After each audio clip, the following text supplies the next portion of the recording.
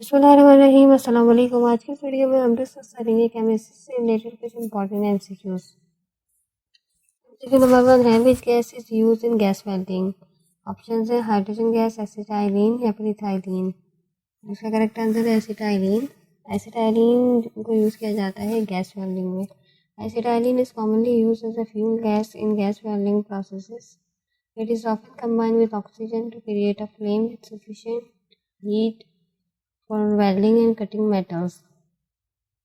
Welding के अंदर जो है वो एसिटाइलिन को जो है यूज़ किया जाता है, और एसिटाइलिन को जो है वो ऑक्सीजन के साथ यूज़ किया जाता है। इससे क्या होता है, वो हीट जनरेट करती है वेल्डिंग के लिए, यानी कि मेटल्स को कटिंग के लिए हीट जनरेट करते हैं ना, वो एसिटाइलिन गैस यूज होती है। नेक्स्ट एमसीक्यू है, the mass of 2 mole of sodium hydroxide will be.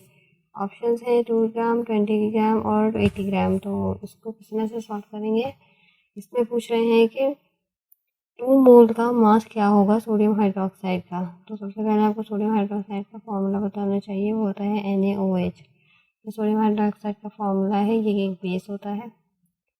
अब इसमें हम किस तरह से मोल्स गिवन है, हमें मास फाइंड आउट करना है।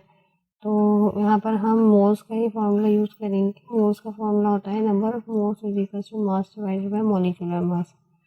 अब देखें,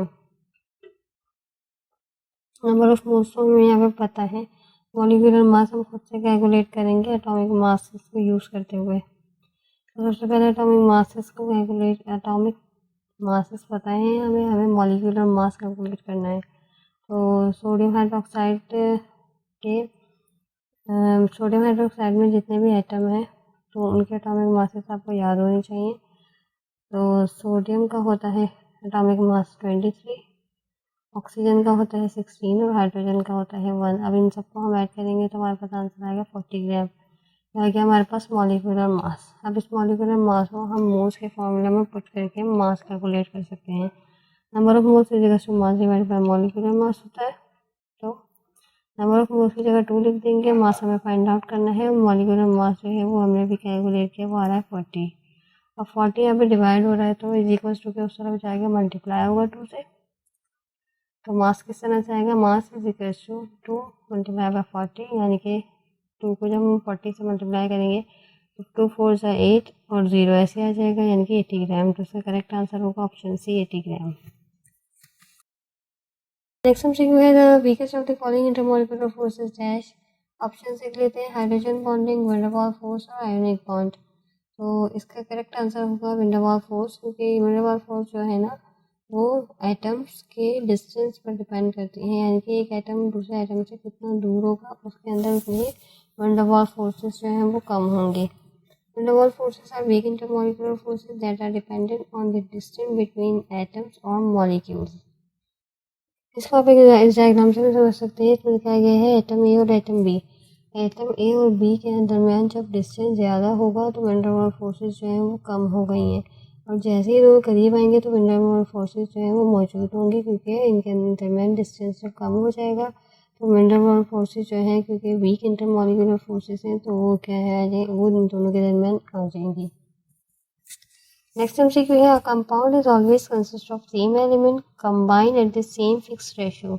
दिस स्टेटमेंट इज, इसमें कह रहे हैं एमसीक्यू में कि कंपाउंड जो है ना हमेशा सेम एलिमेंट से बनता है और फिक्स रेशियो होता है। ये जो है एक फैक्ट है या फिर एक लॉ है, ये कह रहे हैं ऑप्शन ए में कह रहे हैं। ऑप्शन ए में कह रहे हैं हाइपोथेसिस है, ऑप्शन बी में कह रहे हैं कि फैक्ट है, और ऑप्शन सी में कह रहे हैं ये एक लॉ है।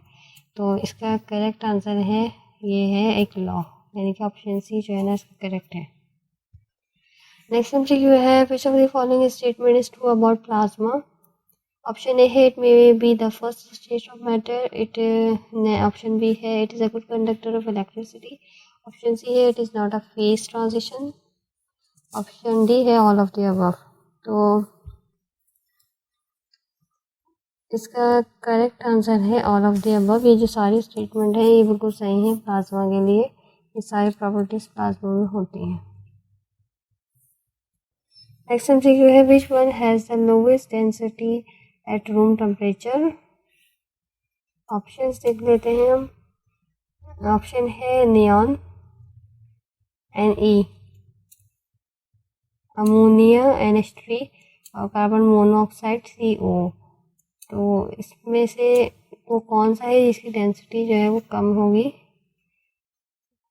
रूम टेम्परेचर पे? तो इसका करेक्ट आंसर है ऑप्शन बी, यानी कि अमोनिया। क्योंकि इसमें क्या होता है, हाइड्रोजन बॉन्डिंग मौजूद होती है ना अमोनिया के अंदर। The presence of hydrogen bonding in ammonia result in a lower density as compare to the non polar neon gas. लेकिन नियॉन भी नॉन पोलर होता है, कार्बन मोनोऑक्साइड भी नियॉन नॉन पोलर है, लेकिन अमोनिया जो है ना वो नॉन पोलर नहीं है। इस वजह से इसकी डेंसिटी जो है वो कम होती है as compare to neon and carbon monoxide. Last MCQ at constant temperature, the pressure of an ideal gas is double, its density becomes। इसमें कह रहे हैं कि अगर टेम्परेचर कांस्टेंट हो तो आइडियल गैस का प्रेशर जो है वो डबल हो जाता है। तो डेंसिटी पे क्या फ़र्क पड़ेगा? तो डेंसिटी हाफ हो जाएगी, सेम रहेगी, अभी डबल हो जाएगी। तो इसका करेक्ट आंसर है डबल। जब प्रेशर जो है वो डबल होगा तो डेंसिटी भी डबल हो जाती है आइडियल गैस की।